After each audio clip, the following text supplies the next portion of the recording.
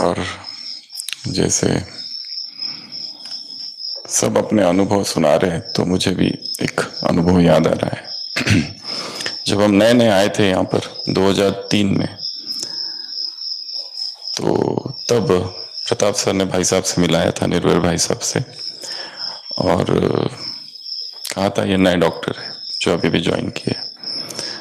जो हमारा first day था मधुबन का, तो यहाँ सुशील भाई बैठे थे बाजू में और श्रीमन सर ओम शांति भवन में। तो हमको तो ये नहीं पता ये क्या है, ये कहाँ है, तो हम तो जाके बैठ गए बस।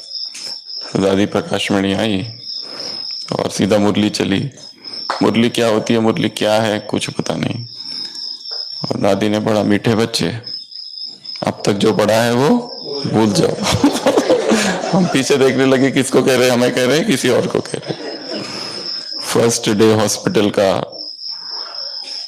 रामनाथ भाई एडमिट हो गए, सांस फूलने लगी, तो उनसे मिलने दादी जानकी आई। तो वो गेट पर थे, दादी जानकी मिले और बाहर निकले। हमारा फर्स्ट डे था। तो प्रताप सर ने कहा ये हमारे नए डॉक्टर है। ऐसा नहीं, अच्छा ये अच्छा, फिर याद रखा, अच्छा ये है सच्चा सच्चा राज ऋषि। फिर हमने पूछा ये कौन है? फिर यही नहीं पता ये कौन है, ये जगह कौन सी है, ये क्या है, कुछ भी पता नहीं था। उस समय इतना नशा था, इतना नशा था कि हम सुबह सुबह आ जाते थे, श्रीमंत सर थे उनके साथ, 1:30 बजे निकलते थे, 2 बजे पहुंचते थे। तो संजय भाई होते थे, अभी तो शरीर छोड़ दिया, तो बाबा की कुटिया खुद ही खोलते थे। तो उसमें से ऐसा लाइट आते रहता था, बहुत ज्यादा पावर। और फिर एक बार नीचे निर्भय भाई साहब से मिले थे, तो उनसे हमने पूछा था कि अभी हमको क्या करना चाहिए।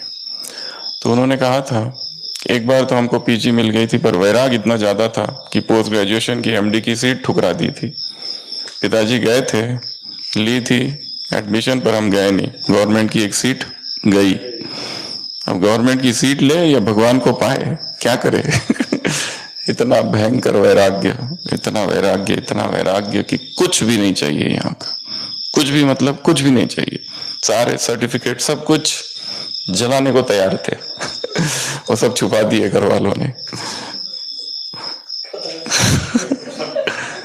तो हमने भाई साहब से पूछा था ऐसे ही कि मुझे क्या करना चाहिए। तो उन्होंने कहा था तुम पोस्ट ग्रेजुएशन करो। ये बात कब की है? नवंबर 2003।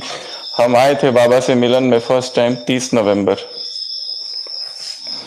फिर ग्लोबल हॉस्पिटल में आए 15 दिसंबर। यहाँ 1.5 साल थे लगभग, 31 मई तक, 2005 तक। इस बीच भाई साहब से 1-2 बार मिलना हुआ। तो उन्होंने कहा था कि तुम जाकर फिर से पढ़ाई करो। तो हम गए, 5 साल 6 मास बाहर रहे, अलग अलग जगह पर। मुंबई में थे बहुत समय। और जब मुंबई जाने का समय था तो भाई साहब ने एक लेटर दिया था कि इस डॉक्टर से जाके मिलो। और जब उस डॉक्टर से मिले तो उसी डॉक्टर ने कहा था बेगर्स आर नॉट चूजर्स। सीधा ठीक स्थान पर भेजा। एकदम चोट लगी। फिर मुंबई गए। फिर मुंबई में BSCS हॉस्पिटल में थे। जो कुछ मेडिकल का सीखा होगा वो वहीं सीखा। और हमें याद है जब हम बीच बीच में आते रहते थे तो इतना ये था कि मैं क्या करूं, कैसे करूं सेवा, कौन सी सेवा करूं। मुझे बहन बनना है। ये जो बहनें सेवा करती है ना, वो मुझे बनना है। कोर्स कराना, ये सब मैं कुछ भी नहीं करता हूँ, तो कुछ तो करना चाहिए। तो मैंने भाई साहब को कहा था कि मैं क्या करूं। तो उन्होंने कहा था, और वो एक वाक्य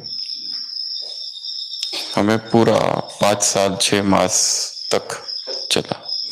वहां बैठकर यहां क्या करना है इसकी प्लानिंग करो।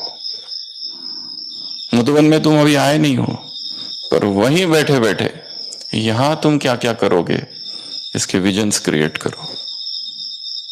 ये एक बहुत पावरफुल बात उन्होंने कही थी, और ये हमारे साथ लंबा समय तक चली। और एक बार फिर 2010 में भाई साहब खुद एडमिट थे और हम ही नाइट ड्यूटी में थे। बाईपास हुआ था, पूरी रात जागे थे। शुगर बहुत अचानक से शुगर बढ़ गया था। और पर एक बात और सीखने को मिली कि इतनी बड़ी सर्जरी हुई, उसका वो एक दिन छोड़ के उन्होंने खुद ही हमको बताया था कमरे में कि मेरे जीवन में ये पहला दिन है जिस दिन मैंने मुरली नहीं पढ़ी। वो भी क्योंकि बाईपास हो गया। उसके अगले दिन थोड़ा सा आईसीयू में थे, हम नाइट में थे, तो वो एक ही दिन था सुबह का जिस दिन मुरली नहीं पढ़ी। फिर दूसरे दिन देखा तो मुरली पढ़ रहे थे, दूसरे दिन तो शिफ्ट भी हो गए।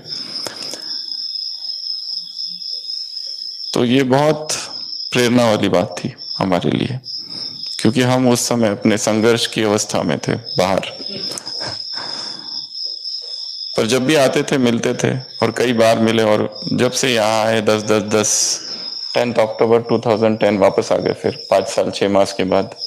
तब से कई बार मिलना हुआ। एक चीज उनमें हमने देखी थी, रहम दिल, बिल्कुल इतना रहम, कोई भी हो कैसा भी हो। और दूसरा एक शालीनता, एक रॉयल्टी, जैसे राजा होता है ना, एक राजा एकदम रिलैक्स, कोई जल्दबाजी नहीं, एकदम कूल कूल कूल। एक बार गए थे, एक बहन से बातें हो रही थी उनकी, वो बहन इतना चिल्ला रही थी, और मोबाइल भी लाउड स्पीकर मोड पर था।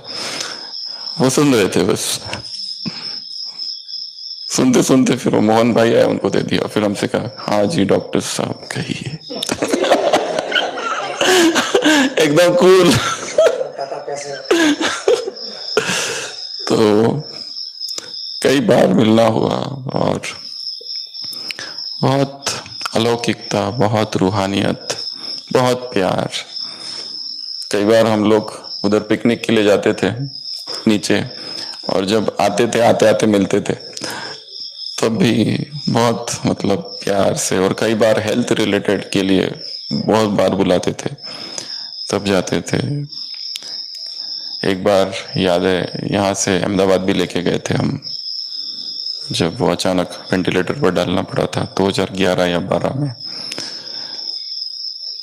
तो ऐसे जो भी इस यज्ञ की महान आत्माएं हैं, महान हस्तियां हैं, उनके चरित्र से, उनके जीवन से, उनकी वाणी से, उनके बोल से, उनके संकल्पों में कितना पावर होता है, कितनी शक्ति होती है।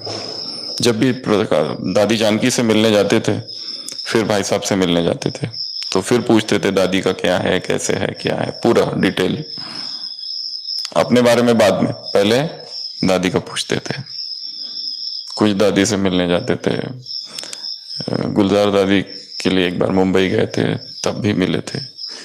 तो जितनी भी मुलाकातें हुई, उन हर मुलाकात में कुछ ना कुछ सीखने को मिला कि व्यक्ति कितनी अस्थिर परिस्थितियों में भी कितना अचल रहता है, कितना स्थिर रहता है।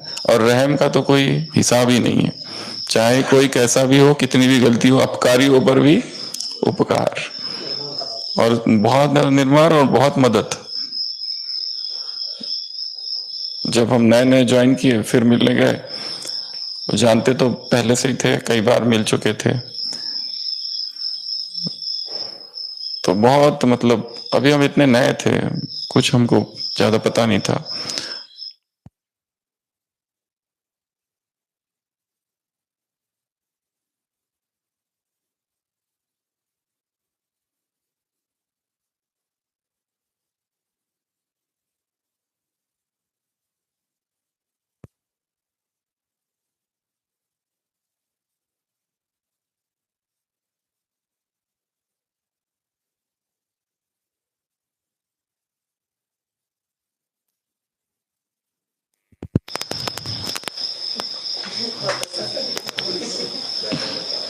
तो कहाँ थे हम? तो जो भी महान आत्माएं हैं, सीनियर्स है, उनके प्रति एक समर्पण भाव हो तो ही हम सीख सकते हैं उनसे। यदि हम उनसे आर्गुमेंट्स करते रहते हैं, शिकायतें करते रहते हैं, तो उनसे हम कभी नहीं सीख पाते, या उनका जो विश्वास हमें प्राप्त होता है वो कभी नहीं प्राप्त होता है। ये भी एक सूक्ष्म बात है सीखने की। जो भी हमारे सीनियर्स है, चाहे उम्र में छोटे ही क्यों ना, परंतु पद में यदि सीनियर है, तो उनके प्रति क्या हो, सम्मान का भाव हो, रिस्पेक्ट का भाव हो। तो हम बहुत कुछ उनसे सीख सकते हैं। तो जो हम बता रहे थे कि हम जब नए नए आए थे और जब मिलने गए थे तो इतनी महिमा कर रहे थे, इतनी महिमा कर रहे थे, हमको लग रहा था हमारी इतनी महिमा क्यों कर रहे हैं, हम इस महिमा के योग्य नहीं है। परंतु वो जैसे स्वमान दे रहे थे कि तुम ये करो, तुम्हें ऐसा करना है, तुम अभी यहाँ आए हो, अब प्रकाश बनो। वो वाक्य हमें याद रहता है। और सब यज्ञ को प्रकाशित करो। तो बड़े लोग जो भी बोलते हैं उसमें वरदान छिपा हुआ होता है, तो उनसे हम सीखते रहते हैं। और हम ये भी कहेंगे जैसे कि युग का अंत हुआ, यज्ञ में एक नया युग चालू हुआ। आगे क्या होगा, कैसे होगा, पता नहीं, परंतु महान हस्तियों का यज्ञ से जाना जरूर कोई ना कोई हलचल लाएगा, नया परिवर्तन लाएगा। तो हम सब सज्ज हैं, अपनी तैयारियां है उस परिवर्तन के लिए, समय ही सिखाएगा।